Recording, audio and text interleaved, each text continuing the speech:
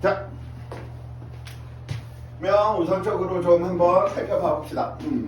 지금 개정되면서 물리원이 아니고 이제 우리가 물리학원이다라고 이제 이야기하는 부분이죠. 근데 이 물리학원이다라고 이야기하는 부분에서 단원이 크게 세 가지 단원으로 있고요. 모든 학문이 그렇지만 어떤 과목이 될까, 어떻게 구성이 되어 있고 어떻게 연계가 되어 있는지 이 부분들을 좀 살펴봐 주셔야 되고요. 그게 안 돼 있는 게 생물인 거지. 왜냐면 연계가 잘 안 돼.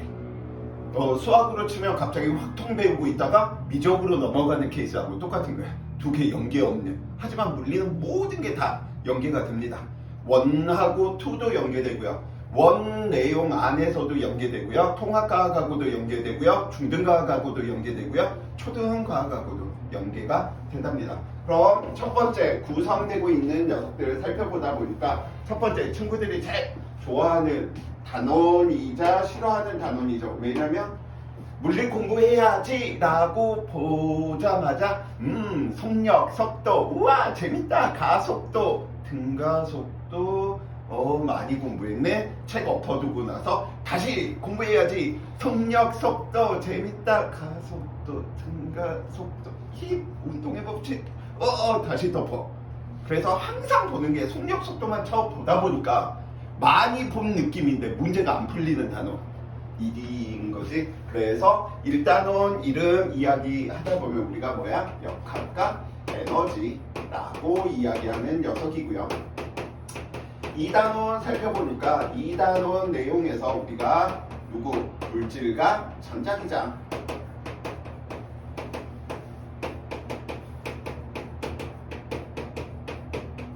3단원 살펴보다 보니까 3단원 파동과 정보 통신인 것이.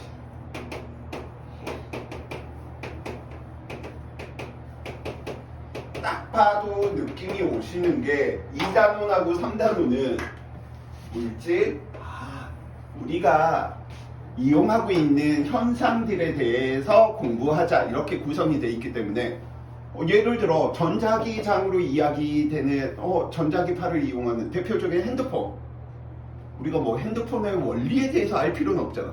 그러니까 결국은 그런 물질들과 결부해서 암기 과목에 대한 형태가 될 가능성이 굉장히 높겠구나. 파동, 에너지의 이동이랍니다. 무슨 말인지 모르겠어. 근데 뒤에 정보통신 있네. 이 녀석 때문에 3단원도 뭐 하는 거야? 암기 과목에 대한 형태가 돼버리는 것이고요. 가장 물리스러운 부분, 역학과 에너지, 소위 이야기하는 역학이다. 쉬우면서도 가장 친구들이 어려워하고요. 비중으로 치면 이 녀석이 한 60%다라고 이야기해주고 나머지 이 부분이 40% 정도밖에 안 돼. 그러니까 결국은 역학을 잘하는 친구가 이것들도 잘할 수밖에 없는 거지. 왜냐? 중간에 포기를 안 할 테니까. 역학에서 포기한 친구가 이것까지 가지는 않거든요. 그래서 선생님 많이 좀 고민해서 이번 시즌 때 2단원부터 먼저 시작해서 애들을 꼬셔볼까? 3단원부터 먼저 하면 애들이 우와 물리 뭐 아무것도 아니네? 그냥 암기 과목이네? 지학 같은 느낌이네? 하면서 이렇게 좀 하지 않을까 했는데 그렇게 되면 안 될 것 같아서 다시 이제 이렇게 좀 이야기를 하고요. 자, 물리 공부하는 방법에 대해서 좀 한번 이야기 한번 해봅시다. 물리 공부하는 방법은 매우 단순합니다. 왜냐? 배운 내용의 계속적인 반복 확장이니까. 다음과 같은 이런 구조를 보고 우리는 무슨 구조? 나성 구조라고 보통 이야기하지. 그래서 초등학교 때, 유치원 때부터 예를 들어 이야기하면 힘이다라고 하는 녀석에 대해서 공부를 해. 엄청 재밌게 공부하죠. 이야! 엄마 이거 모양이 왜 변했어? 나 이거 배웠어. 우와! 무엇 때문에? 힘 때문에. 우와! 재밌다. 우와! 엄마 얘 왜 이렇게 운동하는지 알아? 힘 받아서 이렇게 운동 상태가 변하는 거래. 하면서 재밌어 하는데 중학교 과정으로 이제 슉 올라오는 거죠. 중학교 과정에서 이제 힘이다라고 하는 것들을 이제 이야기하다 보니까 좀 더 현상보다는 어떻게 운동 상태에 초점을 두는 거야. 그래서 시간당 얼마가 갔는지 이러한 부분부터 위치를 설정하는 부분에서 나로부터 저 방향으로 얼마만큼 이런 식으로 이제 배우다 보니까 재미가 좀 없어졌네 이러고 있다가 고등과정에서 이야기되는 이 힘이다 라고 이야기하는 소위 뭐 문과 것들도 알고 있는 내용인 거죠. F는 M에 갑자기 이제 식으로 등장해. 아 이건 내 거 아니야. 다 똑같은 거 이야기하고 있는데 달리 표현하는 거야.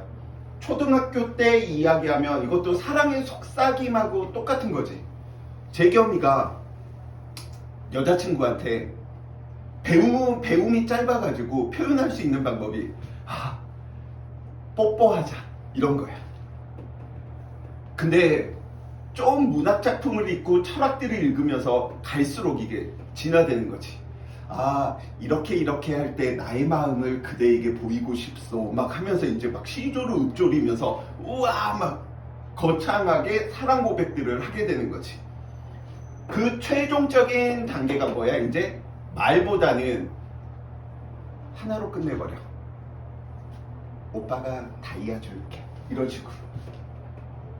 계속 같은 걸 반복하는데 표현하는 게 달라지거든.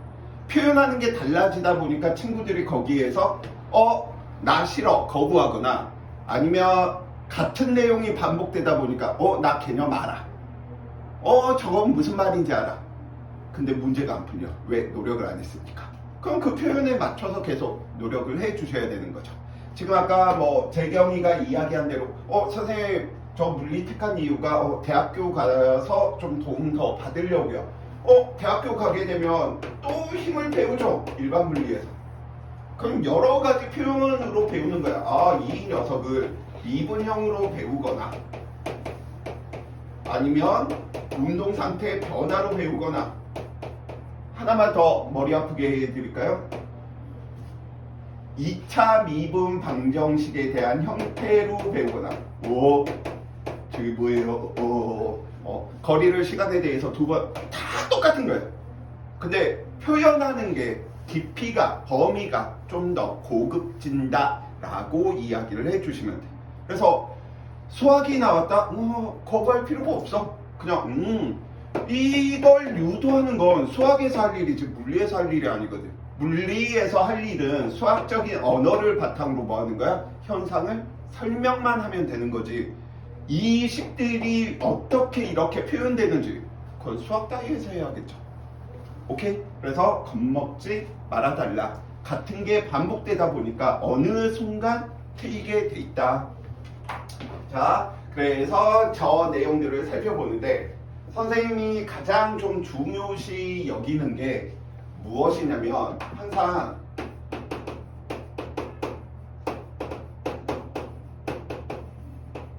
이걸 그릴 줄 알면 실력이 어느 정도 상위권으로 올라오는 거하고 똑같아요.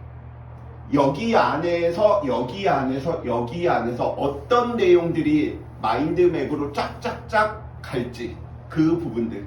그래서 속력, 속도가 뭐다, 가속도의 정의가 뭐다 그런 것보다 전체적인 구조에 대한 것들을 친구들이 알면 문제 푸는데 훨씬 도움이 됩니다. 자, 그러면 한번 이야기 한번 해봅시다. 물리, 만물물의 이치를 읽자. 만물의 이치를 안다. 결국은 무엇을 찾겠다는 거야? 만물의 이치를 안다라고 하는 거, 위치를 찾겠다라고 이야기하는 부분인 거죠. 그래서 위치를 찾는다. 그럼 이 위치를 찾기 위해서 위치를 표현해야 될 거 아니야. 그 위치를 표현하기 위해서 두 가지 개념들을 우리가 배우는 거지. 거리라고 하는 개념과 변이라고 하는 개념으로. 선생님 저 쌤 때문에 물리가 재밌어져서 저 물투도 할 거예요. 왜 그런 미친 짓을 하는지는 모르겠지만 그런 얘기들이 간혹 가다가 있어. 간혹 가다가. 그래서 수능 시험장에서 2,000명에서 3,000명 전국 기준으로 항상 택하는 좋은 과목이죠. 근데 택하는 게 더 웃긴 것 같아. 그러면 이 내용들을 왜 거리 변이를 배웠는지 거리 변이라고 하는 물리량을 좀 더 키워서 이야기하다 보니까 그래서 우리는 뭐 스칼라 물리량이다 벡터 물리량이다 이러한 부분들을 살펴보는 거예요. 확장되는 거예요. 아까 나선형 구조에서. 근데 물리원에서는 이런 부분들이 필요가 없어. 확장할 필요가. 왜냐? 물리학 원을 공부할 때는 항상 몇 차원? 1차원이니까. 1차원은 직선이다 보니까 방향이 이쪽 아니면 저쪽, 남쪽 아니면 북쪽, 이쪽 아니면 저쪽 두 가지 방향밖에 없다라고 하는 사실인 거죠. 그래서 이런 부분들 이제 친구들이 지금 내가 물리원에서 스칼라 벡터부터 배웠다. 필요가 없어.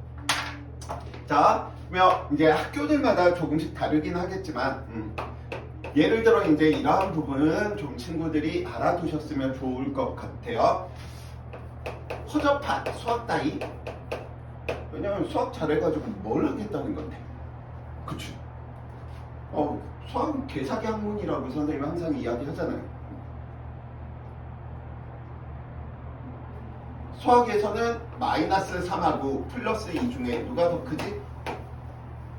플러스 2가 더 크지. 하지만 물리에서는 누가 더 크다? 마이너스 3이 플러스 2보다 크다. 그러니까 수학적인 해석, 나는 수학 못하기 때문에 물리 못해. 거짓말입니다. 수학을 잘하면 물리 잘할 수 있는 확률이 높아진 거지. 수학을 모른다라고 해서 난 물리 못해. 절대 이러진 않으니까. 그럼 여기에서 의미가 뭐야? 이쪽 아니면 저쪽이니까 동쪽으로 3m, 서쪽으로 2m 누가 더 커? 서쪽으로 3m. 얘가 더 큰 거잖아. 그래서 물리원에서 플러스 마이너스의 의미는 항상 무슨 의미다? 방향이다. 그래서 여기에서 친구들이 꼭 생각을 해 주셔야 될 게 무엇을? 방향에 대한 걸 항상 생각을 해 주셔야 돼. 위치 생각하실 때, 위치 찾아주실 때. 근데 이 방향에 대한 거 초등학교 때부터 배웠잖아. 기준점, 나로부터 방향 항상 이야기해야 됐었잖아. 그래서 운동들을, 위치들을 분석을 할 때 항상 방향을 생각해달라. 자, 그러면 이제 우리가 위치 찾으려고 살펴보다 보니까 움직이고 있는 물체들의 위치 찾으려고 이야기하다 보니까 빠르기를 가지고 있는 녀석들의 위치를 찾으려고 공부하는 녀석들이 있었죠. 누가 있었지? 속력이다 라고 하는 개념과 속도라고 하는 개념을 들어서 위치를 찾으려고 합니다. 왜? 속력을 안다, 속도를 안다 라고 이야기를 하는 건 빠르기를 가지고 있는 녀석들의 위치를 찾으려고 하는 것이니까. 그래서 속력, 속도 단순히 T분의 S라고 이야기하는 게 아니고 움직이고 있는 물체의 위치를 찾아내려고 속력, 속도에 대한 개념들을 배우는구나.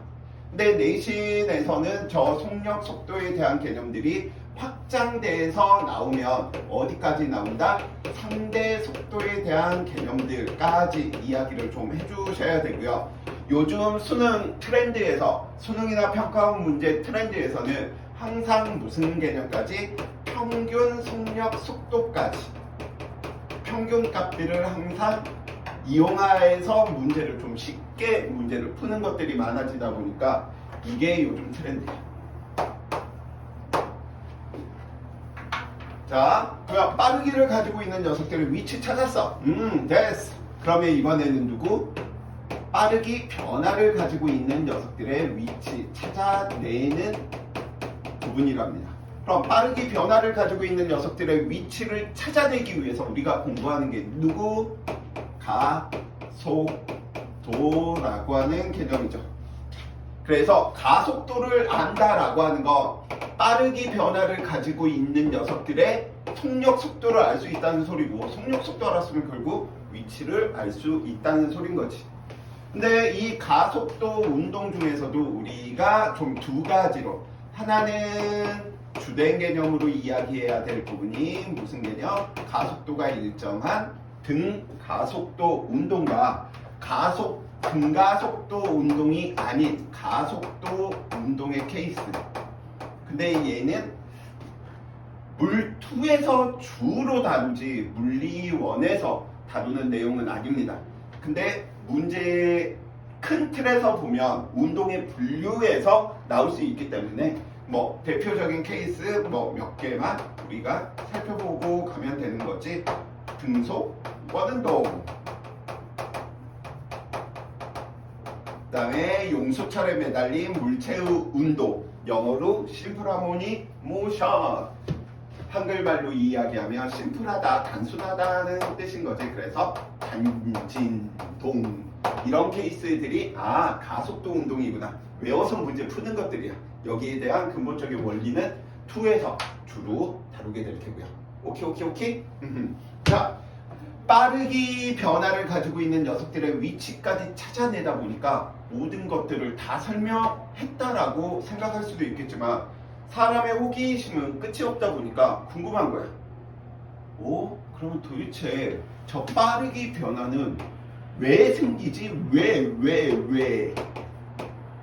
그래서 우리는 그걸 언제부터 공부한 거야? 유치원 때부터 공부를 했던 거지. 물체의 모양이나 운동 상태 변화의 원인이구나. 즉 운동 상태 원인이 변화의 원인이 누구니까? 힘이니까. 그래서 이 힘에 대한 내용을 공부를 하게 될 테고요. 저 힘에 대한 내용들을 깔끔하게 정리해 둔 사람이 있죠. 누구? 뉴턴. 그래서 우리는 뉴턴의 운동 법칙에 대한 내용들 이야기를 하게 될 테고요.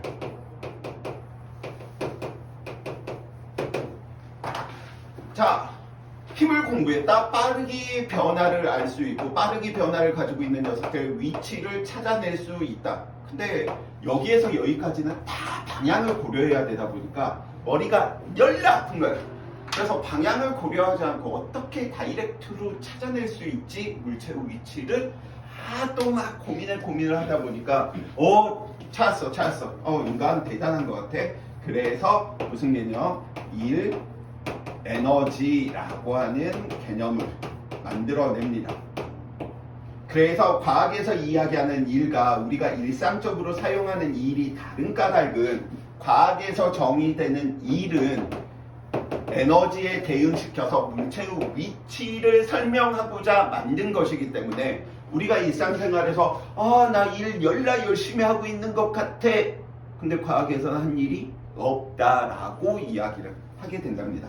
그래서 일 에너지라고 하는 개념을 우리는 보통 어떻게 일 에너지 정리라고 하는 녀석으로 문제 푸는 형태들을 만들 테고요. 저 일 에너지 정리의 형태 중에 누가 있는 거야? 역학적 에너지 보존 법칙이 있구나 라고 이야기를 해 주시면 된답니다. 역학적 에너지 보존 법칙은 일 에너지 정리로 표현이 되는 것 뿐이야.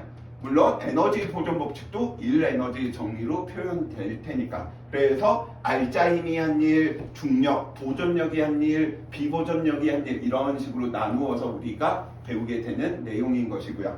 크게 보면 이 힘이다 라고 이야기하는 것, 문제 예로 들면 얘는 2초일 때 속도를 구해라 라고 이야기한다면 이 개념을 쓰는 게 편해. 근데 이것도 100%는 아니야. 확률적으로 더 편하다라는 거지. 그 다음에 이미 시간대의 위치. 2초일 때 물체의 위치를 구해라 라고 하는 문제들을 이 개념으로 푼다라는 거야. 그런데 시간에 대한 개념이 없이 2m 지점에서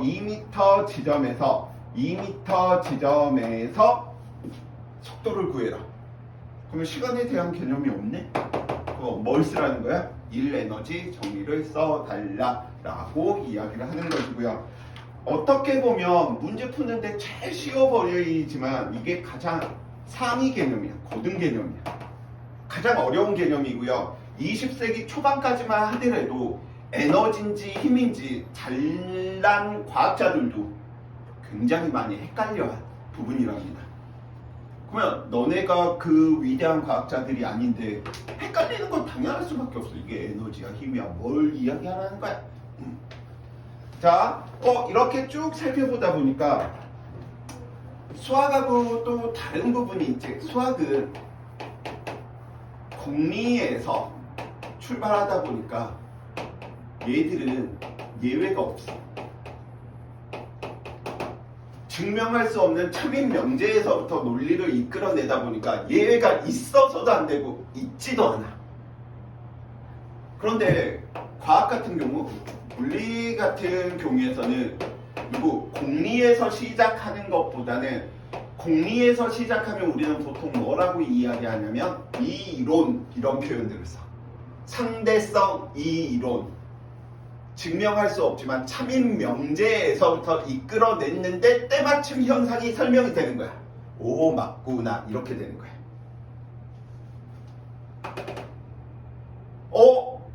공리에서 시작했는데 현상을 설명 못해. 그건 물리에서는 이론이 아니야. 근데 수학은 무조건 이론이지. 논리성만 있다면. 자, 근데 이론 말고 거의 대부분은 법칙이라고 하는 표현을 써. 법칙은 현상들을 일반화시킨 것이기 때문에 예외가 존재할 수 있어. 예를 들어 까마귀는 검다라고 있는데 갑자기 핑크 까마귀가 나타났어.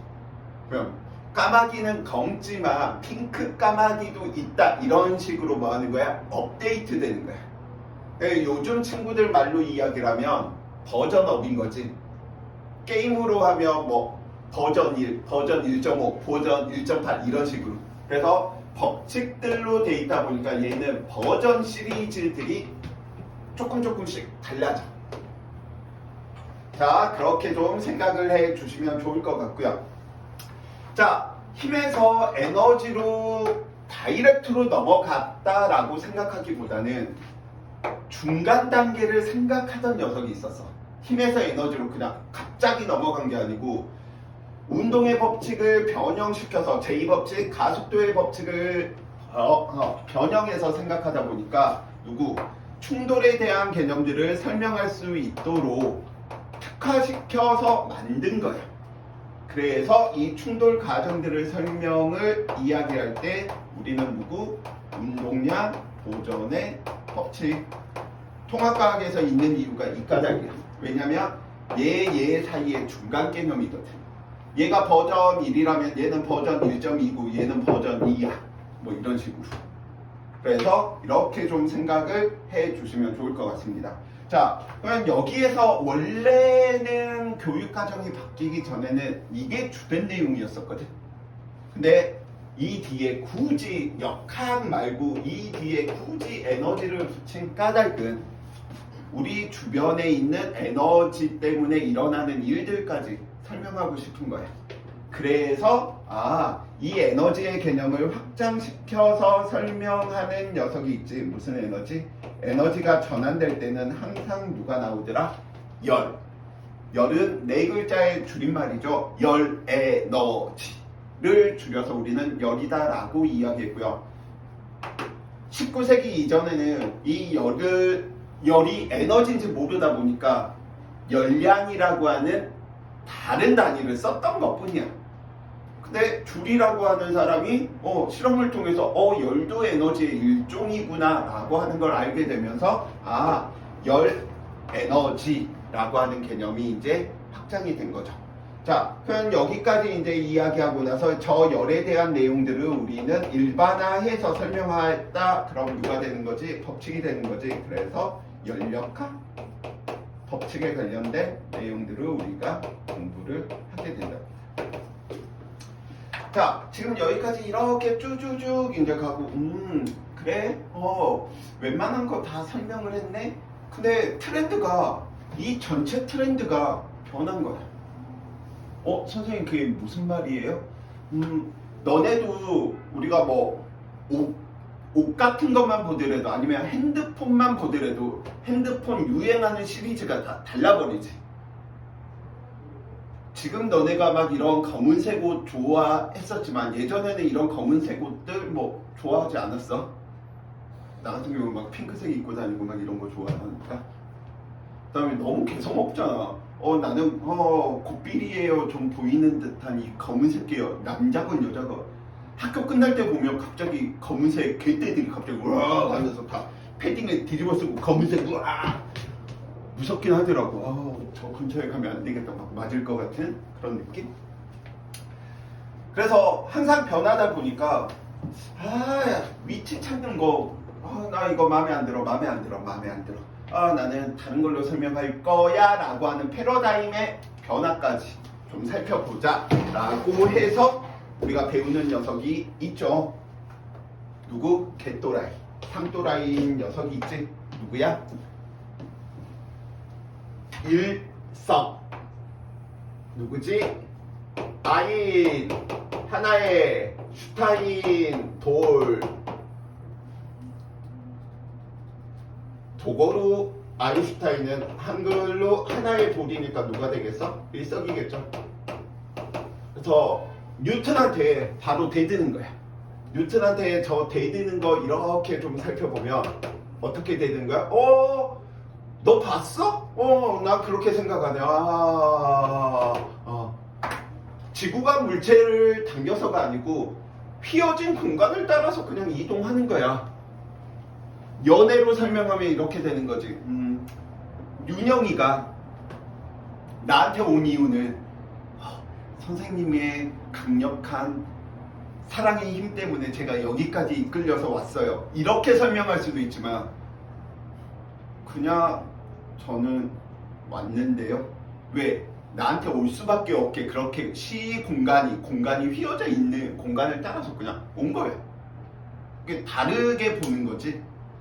그래서 아인슈타인의 관점에서는 내가 학교에 갔다가 원래 우리가 생각하고 있는 트렌드라면 왜 내가 굳이 학교를 가야 돼? 학교가 나한테 오는 거지. 약간 생각의 전환, 패러다임의 전환을 이야기하는 내용이랍니다. 그래서 위치를 난 이렇게 안 찾겠다 라고 하는 개념들 이야기를 하다 보니까 우리가 공부하는 게 뭐야? 상대성 이론에 대한 내용인데 이 상대성 이론도 너무 어려우니까 일반 상대성은 이야기하지 말고 쉬운 녀석, 특수 상대성에 대해서만 이야기를 하자라고 이야기되어 있는 게 역학과 에너지의 전체 구성입니다. 이 내용 배우는 게 물리원의 60%, 과장되게 이야기하면 70%까지 이야기할 수 있는 부분이야. 이것만 알고 있으면 물리 잘해. 이거 배우는 거야. 이거 배우다 보니까 내용이 별로 없잖아. 그러니까 개념들을 친구들이 설명을 듣고 알겠어. 근데 문제는 안 풀려. 왜? 개념이 쉬운 대신에 활용을 할 수 있는 법들을 굉장히 많이 연습해야 되거든. 물리에서는 아름답다라고 이야기를 하는 게 심플하면 아름답다라고 이야기를 해. F는 MA라고 이야기되는 그 식 하나로 만물의 이치를 다 설명하잖아. 바람이 언제 어디에서 어떻게 불지부터 달이 언제 어떤 모양이 될지 행성들이 어디에 위치해 있을지 모든 게 다 설명되잖아. F는 MA 하나 가지고 설명하는 거야. 근데 F는 MA에서 M은 질량, A는 가속도, F는 힘. 나 개념 다 알았어. 근데 문제는 안 풀려. 왜? 지금처럼 활용 범위가 너무 크니까. 그러니까 거기에 대한 연습을 주력으로 친구들이 해주셔야 된다라고 이야기를 할 수 있습니다. 그래서 각 단원마다 1, 2, 3인데 2, 3는 내용이 더 줄어. 이 마인드맵에서 줄어. 이게 여기서 친구들이 이제 계속 가지 뻗기들을 만들어 주셔야 되는 부분들이 발생을 하는 것이고요. 자, 그러면 이제 하나하나에 대한 내용들 이렇게 이야기하기에 앞서서 어차피 지금 여기에서 있는 친구들은 내신뿐만 아니라 왠지 수능에서도 물리를 택할 소중한 인재들이지 않을까? 지금 벌써부터 머리가 아프면 안 되는데. 그래서 선생님이 그 분류를 시켜두는 게 수능에 맞춰서 이제 보통 분류를 시켜둡니다. 그래서 지금 여기에 있는 내용들 있지? 그래서 지금 첫 번째 뭐라고 있는 거야? 운동의 표현과 분류 이런 식으로 놔둔 거야. 운동의 표현과 분류에서는 분류는 얘 때문에 분류를 넣어둔 거야. 그냥 외우는 과목. 얘가 가속도 운동인지 속력만 변하는 운동인지 속력과 운동 방향이 뭐 함께 변하는 운동인지 이런 것들 이야기되는 것이고요. 운동의 표현 부분들이 한 세트야. 그 중에서 친구들이 제일 싫어하고 어려워하는 부분 이 부분인 거죠. 등가속도 운동. 그래서 이게 첫 번째 테마, 두 번째 테마 얘야. 운동의 법칙에 관련된 내용들. 세 번째 테마 눈에 보이시지? 빠방. 그냥 네 번째 테마 누구겠어? 얘겠죠. 일에너지 정리. 다섯 번째 테마 누구겠어? 얘겠지. 여섯 번째 테마 누구겠어? 얘겠지. 선생님 그럼 수능 20인 문제 중에 6개 나와요? 아니요. 그 2배수가 나옵니다. 12문제 정도 대략적으로. 반 이상이 나와. 어떻게 선생님 이게 그 같은 게 2개가 나오냐요? 아니요. 일가 에너지 단독으로 하나가 나왔으면 요 개념과 요 개념을 섞어서 나오는 개념이 3점짜리에 대한 형태로 또는 얘와 얘가 섞여서 나와서 한 문제가 더 추가되는 형태로 선생님 그럼 얘와 얘가 얘와 얘 5번과 6번은 단독으로 나오지 얘들과 안 섞어. 저것들 섞어버리면 머리가 매우 아파집니다. 절대 교육과정을 벗어나기 때문에 그러한 케이스들은 없어요. 자, 그냥 여기만 하더라도 12문제니까 50점 만점 중에서 거의 30점이 먹을 수 있는 매우 좋은 학문이죠. 자,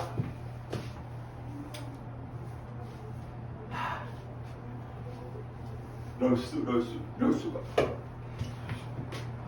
누가 다 100여 명만 이렇게 모일 줄 알았더니 너무 꿈이 컸나? 진짜. 근데 그 100명보다 봐봐 우리 윤영이요 진짜 뭐 물리 잘하시는 소위 일타라고 이야기되는 다른 분들도 많으신데 날 보러 오자. 이 맛에 수업하니까 사랑한다고 하지마. 나 남자는 좋아하지 않아. 나 결혼도 했어. 그 다음에 물리가 남학생들만 있으면 너무 삭막해. 리액션도 없고 그래서요. 자, 계속해서 이제 이야기 한번 해봅시다. 계속해서 이야기하는데 예. 두 번째 들을 그냥 빠르게 좀 칠 텐데 다음과 같이 이야기 한번 해봅시다. 오늘 이제 이야기할 부분인 거죠. 자, A 지역에서 B 지역으로 재겸이는 이런 경로로 갔대. 그 다음에 나는 이런 경로로 간 거야. 그 다음에 윤영이는 이런 경로로 간 거지. 자, 그러면 A에서 B까지 물체가 가는 경로가 다음과 같은데 그러면 이동 거리, 줄여서 우리가 보통 거리라고 이야기를 하게 되겠죠. 그럼 이동 거리 우리가 어떻게 정의하는 거야? 물체가 실제로 이동한 거리다. 실제 이동 거리야.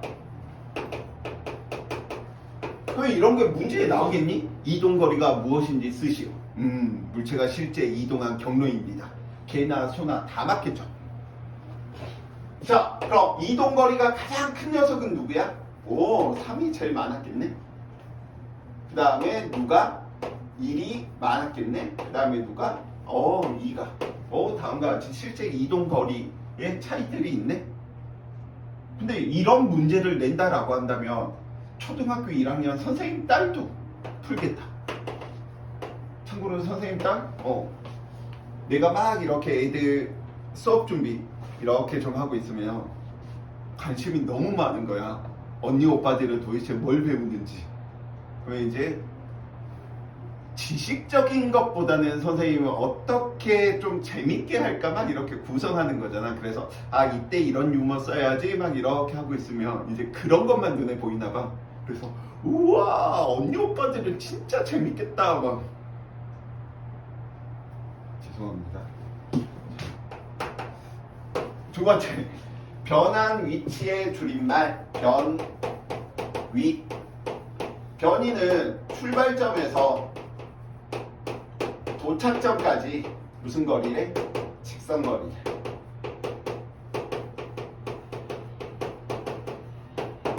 변위가 제일 큰 녀석은 누구야? 다 똑같지. 1번, 2번, 3번 출발점과 도착점이 뭐하니까? 같으니까. 직선거리니까 직선은 방향이 몇 개야? 한 개지. 그래서 누구? 방향도 똑같구나. 아 그래서 변위는 1, 2, 3번이 다 똑같다. 그럼 왜 도대체 우리는 거리 변위를 배워요? 왜 배워? 다음과 같은 관계 때문인 거지. 거리가 변위에 비해서 관계를 살펴보니 거리가 더 크다라고 이야기한다면 운동 방향이 뭐했구나? 변했구나. 거리는 10m인데 변위가 4m래. 오야가 아니고 이 물체는 운동 방향이 뭐했구나? 변한 것이구나 라고 해석을 하는 것이고요. 거리가 10m인데 변위도 10m래. 얘는 운동 방향이 변하지 않았구나. 지금 여기에서 생각이 나셔야 될 부분은 어디야? 이해하기. 처음부터 방향을 굉장히 따지는구나. 방향을 따져야지만 물체의 위치를 뭐 할 수 있으니까? 찾아낼 수 있으니까. 오케이? 그래서 거리만으로는 방향을 따질 수가 없어. 왜냐? 이 접선들이 다 하나하나가 누가 되니까? 운동 방향이 되니까. 선생님 운동 방향 어려운데요? 내가 바라보고 있는 게 운동 방향인 거야. 그럼 그 경로를 따라서 내가 이렇게 가고 있으면 운동 방향이 너무 많지. 운동 방향이 너무 많아서 정할 수가 없어. 수학에서 두 글자로 뭐라 그래? 너무 많아서 정할 수가 없다. 해가 너무 많기 때문에 정할 수가 없다. 부정 이렇게 이야기하지. 그러니까 방향이 너무 많아서 정할 수가 없기 때문에 얘는 방향을 이야기할 필요가 없는 거야. 선생님 저는 서울대도 가고 싶고요. 스카이도 고대도 가고 싶고 연대도 가고 싶고 가고 싶어요. 얘는 어떻게 컨설팅을 할 수가 없어. 너무 방향이 많으니까. 선생님 저 서울대 가려면 어떻게 해야 돼요? 얘는 방향이 정해져 있으니까 정할 수가 좀 컨설팅하기가 굉장히 좋아지는 거죠. 자, 그래서 거리는 방향이 없는 게 아니고 너무 많아서 정할 수가 없기 때문에 방향 이야기가 안 들어간 거고, 이 변이가 방향 이야기가 들어가다 보니까 방향이 변했는지 변하지 않았는지를 뭐 할 수 있다? 알 수 있다. 자, 그럼 바로 이야기 한번 야, 오늘 테마가 지금 여긴데 벌써 이거 하나 끝냈어. 그럼 이제 얘 낳고 두 개만 배우면 오늘 우리 안녕 바이자이지엔 이렇게 하면 되는 거죠. 자, 속력 이야기 한번 해볼까?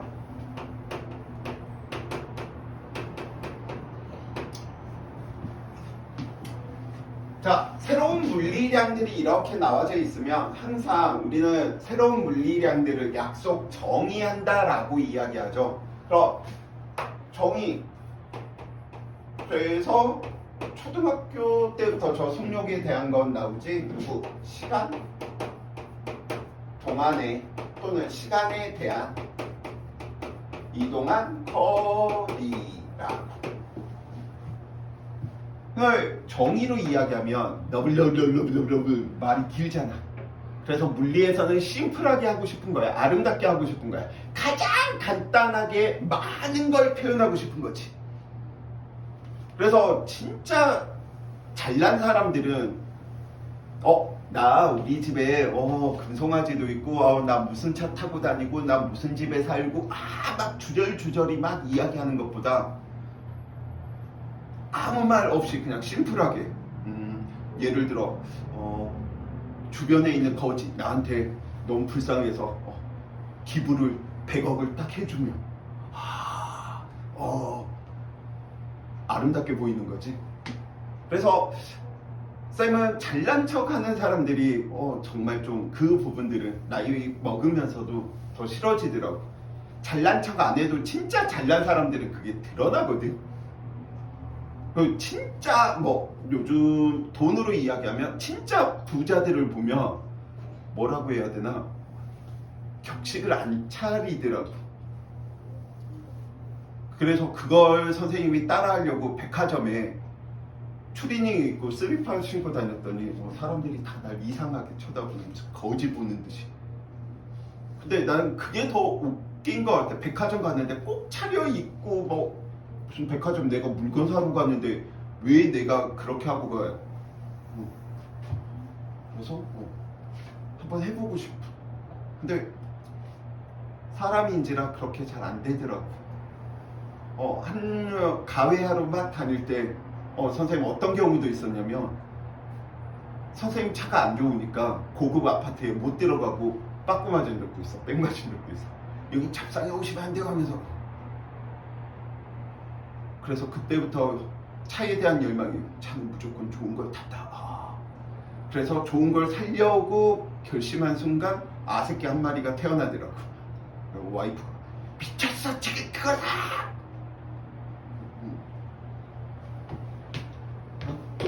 뚜벅 열심히 두달 제일 좋은 차잖아. 그치? 자 그러면 시간 동안에 대한 거리 결국은 A 하는 동안의 B 이런 식으로 A에 대한 B 이런 식으로 있는 정의들을 관계식으로 쉽게 만들어내고 싶은 거예요. 선생님이 사과 2개 먹는 동안 재겸이는 사과를 3개 먹었답니다. 너 돼지지? 너 왜 돼지라고 말할 수 있어? 내가 2개 먹는 동안 넌 3개를 먹었으니까. 그럼 앞에 있는 이 녀석이 누가 되겠구나? 기준으로 하면 되겠구나. 이 동안에 뒤에 있는 이 녀석이 비교 대상이구나. 그래서 이런 정의를 이루어진 녀석들은 관계식을 시간에 대한 거리 이런 식으로 관계식을 단순화시켜버리는 거죠. 그래서 T분의 S 이런 의미보다는 어떻게? 비중분의 비교이구나. 그런데 비교를 용이하게 하기 위해서 뭐 하는 거야? 앞에 단위 숫자 2를 쓰는 거지. 단위 시간이면 1초. 1초에 얼마 갔어? 라고 이야기를 하는 게 비교하기 편하지. 189초 동안 얼마 갔어? 더 이야기하기 어려워지는 거죠. 그래서 단위 숫자들을 쓴다 라고 이야기해 놓을 수 있겠고요. 속도라고 이야기하는 녀석들을 살펴보니까 속도 마찬가지죠. 단위 시간 동안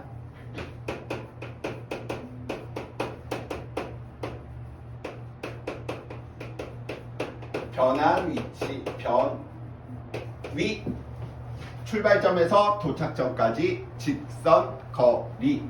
그래서 방향을 알려주는 물리량들은 보통 어떻게 이 위쪽에다가 화살표를 구분을 좀 시켜준답니다. 물론 문제 풀 때는 굳이 안 쓰셔도 되지만 그래서 마찬가지로 관계식 어떻게 시간에 대한 위 기준분의 비교에 대한 형태로. 그래서 이쪽에 참 할 말들이 없다 보니까 어떻게 통합과학 같은 부분이나 아니면 물리 처음 시작할 때 단위는 미터 퍼 세크를 써요. 너저분해. 뭐 지금 우리가 이 정도 이야기야 언급은 아니잖아. 마찬가지입니다. 그럼 속력과 속도도 다음과 어떤 관계에 있는지 무슨 운동? 오빠 운동을 한번 살펴봐봅시다. 지금 아마 윤영이 속으로 어떻게 저렇게 하는 말이 예시가 다 똑같지? 오빠 다음에는 아빠 운동 아파 운동으로 바꿔버릴까? 자 O점에서 어느 물체가 P점까지 갔다가 P점에서 다시 A점까지 운동했대. O에서 P까지는 10m고요. P에서 A 지점까지는 4m고요. O가 운동을 하는 동안 걸린 시간을 예를 들어 2초였었다라고 이렇게 좀 이야기를 한번 해봅시다. 그럼 거리는 몇 미터? 14m. 변이는 오른쪽 방향으로, 오른쪽을 플러스라고 놓는다면 플러스 방향으로 출발점에서 도착점까지 직선거리니까 변이는 몇 미터? 6미터. 거리와 변이가 거리가 더 큰 이유는 운동 방향이 뭐였으니까? 변했으니까. 만약에 운동 방향이 변하지 않았다라고 한다면 거리가 14면 변이도 몇 미터? 14m가 돼야 되겠죠. 속력을 살펴보니까 속력은 얼마? 2초 동안 얼마만큼 갔지? 14m 갔기 때문에 7m/s가 되겠고요. 속도는 2초 동안 변이가 얼마만큼? 2초 동안 변이가 6이니까 얼마? 오른쪽 방향으로 3m/s. 마찬가지네. 어라? 속력이 속도보다 크다라고 이야기를 하는 건 운동 방향이 뭐했다? 변했다. 속력과 속도가 같았다. 운동 방향이 변하지 않았다. 그래서 계속 방향 찾는 문제랍니다. 안 적어도 되겠어? 그냥 사진으로 찍으셔도 되는데. 그래서 이거 일부러 빈칸으로 만들어 둔 거야. 너네 괴롭히려고. 아니면 영상은 선생님이 뭐 유튜브에다 올릴 테니까 그거 보면서 다시 정리하셔도 돼? 너무 지금 여기에서 정리하세요 하는 시간 주면 이건 너무 중등 같잖아. 중등 애들 수업할 때 그 시간을 안 주면 화내더라고. 아 선생님 필기할 시간을 줘야죠. 필기하는 데만 1시간이야. 지금 무슨 내용인지 벌써 근데 이것보다 중요한 게 이거야. 이런 구조를 익혀야지 쉬워집니다. 자, 계속해서 갑니다. 비비. 근데 선생님이 지금 저 속력, 속도 이야기하고 있는데 문제를 이제 풀 때 좀 이제 변별력 있는 문제들 이런 것들을 풀 때는 이제 이런 개념들이 필요하겠죠. 자, 우선 정의 이야기했고 관계식 이야기했으면 더 많은 정보를 심플하게 표현하고 싶은 거야. 통합과학으로 이야기해볼까? 통합과학으로 이야기하면 허블의 법칙. 관계식으로 우리가 어떻게? 누구의 비례? 비리. 기억나? 통합과학 첫 시간에 이야기한 허블 상수. 비례하는 형태. 근데 그거 배우고 나서 그 다음 이야기한 게 거리에 따른 누구? 후퇴 속도들 이야기하니까 이런 식으로 일반화시킨 거지. 왜냐? 정의보다 관계식이 더 깔끔하고요. 더 많은 정보가 들어있고 관계식보다 그래프에 더 많은 내용이 들어있거든요. 그래서 그 다음에 배우는 게 뭐야? 관계식 다음에 배우는 게 관계 그래프.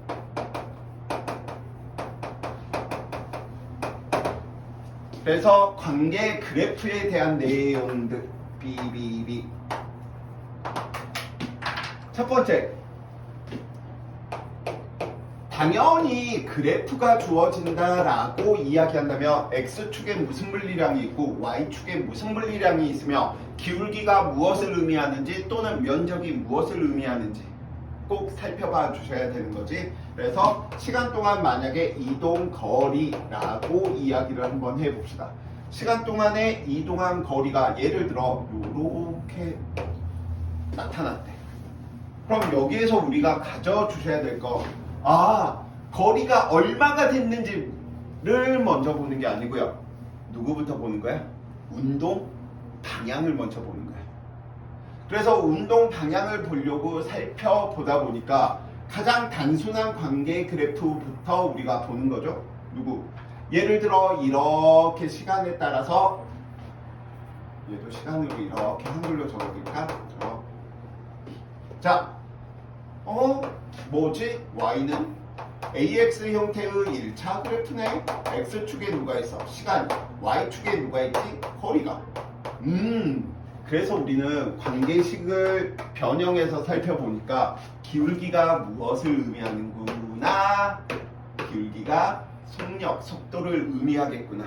그래서 ST 그래프에서는 기울기가 무엇을 의미한다? 속력, 속도를. 오케이? 자, 근데 기울기의 방향이 변한 적이 있어 없어? 없단 말이지. 그래서 우리는 이런 형태의 운동을 보고 무슨 운동?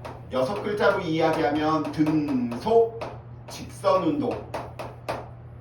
5글자로 이야기하면 등 속도 운동. 4글자로 줄이면 등속 운동. 다 같은 표현입니다. 그럼 거리 그다음 S로 가자. 이거 한글로 쓰기 계속 귀찮다. 자, 이 등속 직선 운동을 꼭 ST 그래프로만 표현할 필요는 없지. 왜냐면 우린 거리 변이도 배웠고 속력 속도도 배웠으니 속력 속도의 정의 관계식 관계 그래프로 만들 수도 있을 테니까. 그래서 누구에 대한 내용으로 BT 그래프로 이야기를 하게 된다면 이 녀석은 시간이 지나도 일정하구나. 운동 방향도 변하지 않으면서 속력, 속도의 크기도 변함이 없구나. 속력이 일정한 운동이구나. 그러면 결국은 이 그래프나 이 그래프는 뭐 한 거야? 같은 거잖아. 근데 표현하는 게 달라지는 거지. 자기야 우리 뽀뽀 한번 할까? 라고 표현했으면 뭘로 해야 되지? 우리 충돌 운동에 대해서 한번 공부할래? 이렇게 이제 이야기하는 거하고 똑같은 거지. 근데 친구들이 이걸 외운다라고 생각을 해버리니까 외울 게 너무 많아지는 느낌이 들어서 좀 거부감이 들 뿐. 야, 너네 수학 배울 때 1차, 지금 1차가 뭐야? 너네 지금 배울 때, 방정식 배울 때 한 3차 방정식까지 다 배우지? 아닙니까? 2차 방정식은 배웠잖아. 2차 방정식도 해까지 구할 수 있는 친구들이 1차 그래프 몰라요. 그럼 이거는 맞아야지. 될 때까지 계속 때리는 거죠. 자, 그럼 마찬가지로 이 녀석 살펴보다 보니 이미 시간 동안 속도 일정하네. 이 녀석은 BT 그래프에서는 면적이 무엇을 의미하는구나? 얘를 거리 변이를 왜 관계식이 있는 거니까.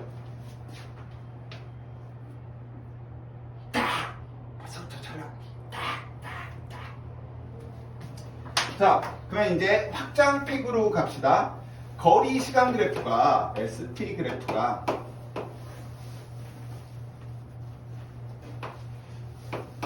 윤영이 왠지 대답할 수 있을 것 같아.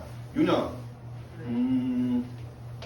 등가속도 운동에서 처음 속도가 0인 B를 T와 S로 표현하면 B를 T와 S, 시간과 거리로 표현하면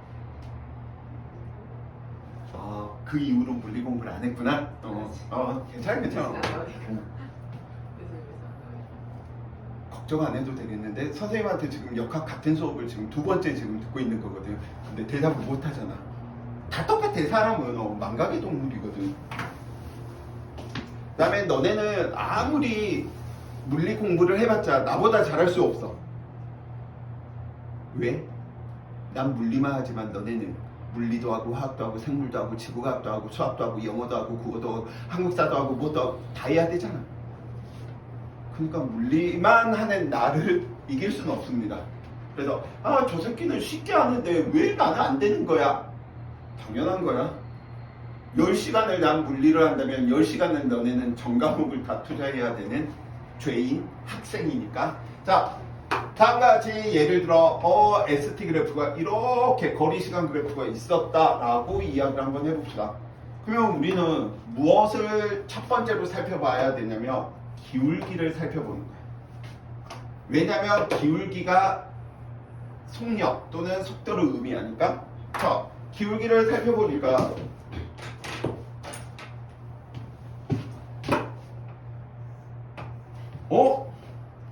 얘는 기울기가 얼마구나? 0이구나. 기울기 0이네. 기울기 0이면 ST 그래프에서 속도가 얼마구나? 0인지잖아. 오케이? 얘는 기울기가 플러스네? 얘는 기울기가 마이너스네? 그러면 해석을 할 수 있어 주셔야 되는 거지. 오른쪽으로 운동하다가 정지한 후 왼쪽으로 됐구나. 운동 방향이 뭐였구나? 변했구나. 운동 방향이 변하면 거리가 변이보다 크고요. 속력이 속도보다 크겠구나. 그래서 ST 그래프에서 가장 먼저 해 주셔야 될 건 방향을 살펴보는 거야.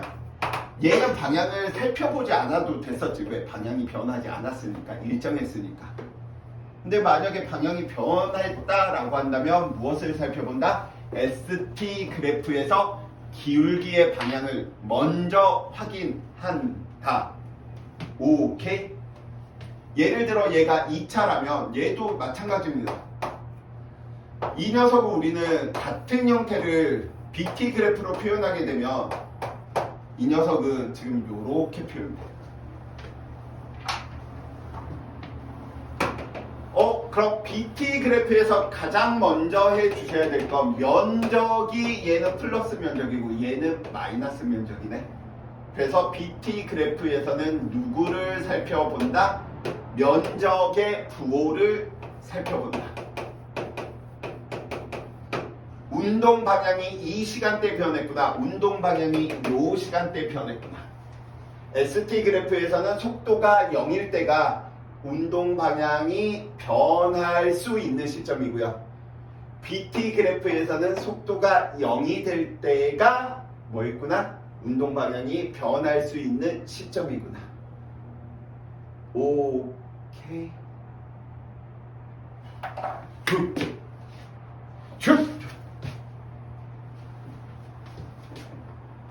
아직 오늘 하이라이트는 하지도 않았는데 지금 벌써 그래. 요즘 선생님이 3시간 수업, 여기 1시간밖에 근데 수업 안 했잖아. 요즘 3시간 수업을 하면 3시간 수업을 잘 안 가려고 하거든. 애들이 잘 못 버텨. 그래서 보통 아마 2시간, 보통 오픈 강의들 보면 2시간, 왜냐면 2시간 넘어가면 친구들이 그때부터 우와 칠래 벌레 우와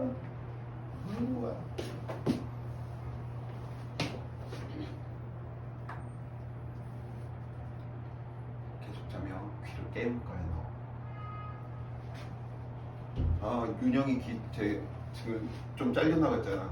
수업 시간 자가지고 쌤이 깨물었었거든. 그치? 근데 나 진짜 기분이 너무 좋다. 다시 이렇게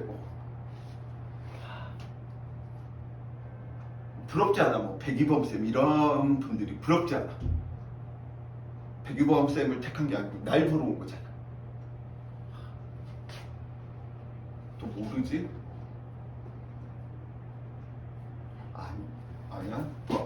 이야기하면 계속 이상한 쪽으로 빠질 것 같아요. 지금 그래서 관계 그래프에 대한 내용들 이야기하는데 ST 그래프에서는 누굴 따져라? 접선의 기울기를 먼저 변했는지 안 변했는지. BT 그래프에서는 면적의 부호를 항상 먼저 따져서 운동 방향이 변했는지 변하지 않았는지를 꼭 따져달라. 자, 그러면 이것까지만 하고 좀 쉬었다 갑시다. 시간으로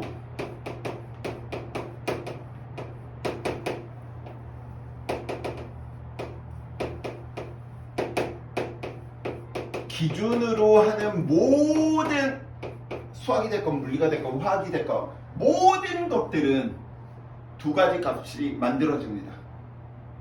시간을 기준으로 표현하는 정의들은 두 가지로 표현이 돼. 무슨 값과 무슨 값? 순간값과 평균값. 선생님 갑자기 수학 이야기.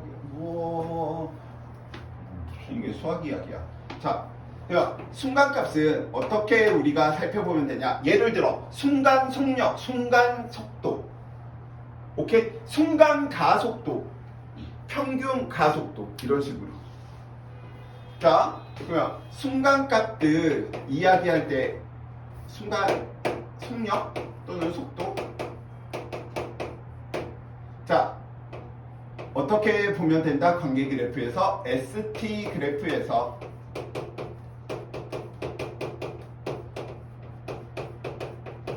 누구의 기울기? 접선의 기울기를 값이 누구다? 이 녀석이다.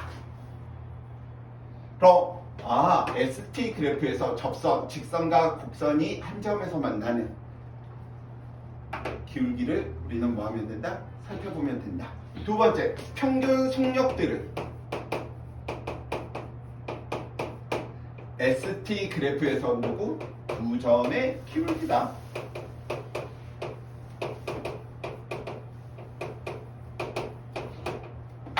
자, 그러면 저 녀석들 이제 이야기를 하다 보니 이렇게 이야기를 해 놓을 수가 있겠네요. ST 그래프가 있었는데 예를 들어 이렇게 물체의 운동을 하더래. 자, 그러면 재겸이가 한번 대답해 주세요. 운동 방향이 몇 번 변했구나가 눈에 보여? 그치. 이때 운동 한 번 변했고 이때 운동 한 번 변했구나. 그러면 다음과 같이 우리는 순간속도, 이 지점에서의 순간속도, 이 녀석 V1이라고 하고 이 지점에서 순간속도 V2라고 이야기를 한번 해봅시다. 그럼 이때 시각 BBB, 이때 시각 T1, T2 이렇게 이야기를 한다면 우리는 바로 이야기해 줄 수 있네. 둘 중에 누가 더 커? 눈 삐꾸냐 안 삐꾸냐 문제하고 똑같은 거지. 접선의 기울기가 얘가 더 크니까 순간 속도는 순간 속력은 V1이 V2보다 크구나. 누구? ST 그래프에서 접선의 기울기가 순간값을 의미하는구나. 그럼 T1과 T2 사이에서 평균 속도, 우리가 보통 평균들을 이야기할 때는 위에 바로 표현하지. 그럼 평균 속도는 어떻게 구하면 된다? 두 점의 기울기. 무슨 그래프에서? ST 그래프에. 선생님 저 이렇게 말로 설명하기 싫어요. 그래서 우리가 이걸 수학적으로 수학은 언어니까 언어에 대한 스트레스는 안 받았으면 좋겠어. 근데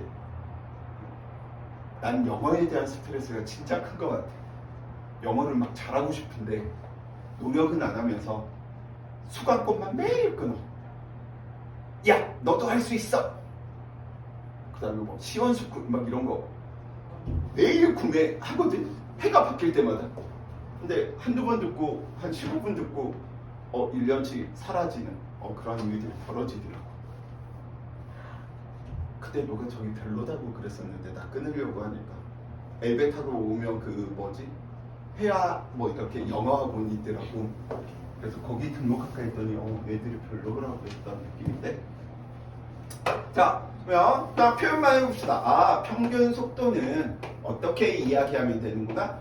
총 걸린 시간 동안 델타의 의미는 변화량의 의미니까 총 이동한 거리 또는 변이 이야기하면 되겠구나. 그래, 이걸 우리는 두 점의 기울기라는 걸 알고 있으니까 누구? T2-T1분의 이때 이동 거리의 위치 S1, 이때 S2라고 이야기한다면 S2분의 S1. 이 표현이나 이 표현이나 같은 표현인 거죠. 그냥 선생님 그럼 접선의 기울기 순간값을 어떻게 표현하면 돼요? 극한치하면 되겠죠. 리미트 델타 T 가 0에 접근할 때 누구? 델타 T분의 얼마만큼? 델타 S. 이것도 귀찮아. DT분의 DS. 미분 해라. 선생님 그러면 순간값 구하려고 그러면 미분을 해요. 그건 수학에서 하겠지. 접선의 기울기값 구할 때는 이 접선에 대한 기울기가 다 모는 종이가 아니고 모는 눈금에 다 구할 수 있게끔 표현이 돼 있으니까 그 걱정들은 안 하셔도 되고요. 케케케케케케케. 그래서 순간값들, 평균값들이 있는 건 다 시간으로 정의되는 것들이야. 순간인류, 평균인류, 순간전류, 평균전류 다 무엇이야? 시간에 대한 내용들이 기준으로 작용을 하고 있다. 오케이?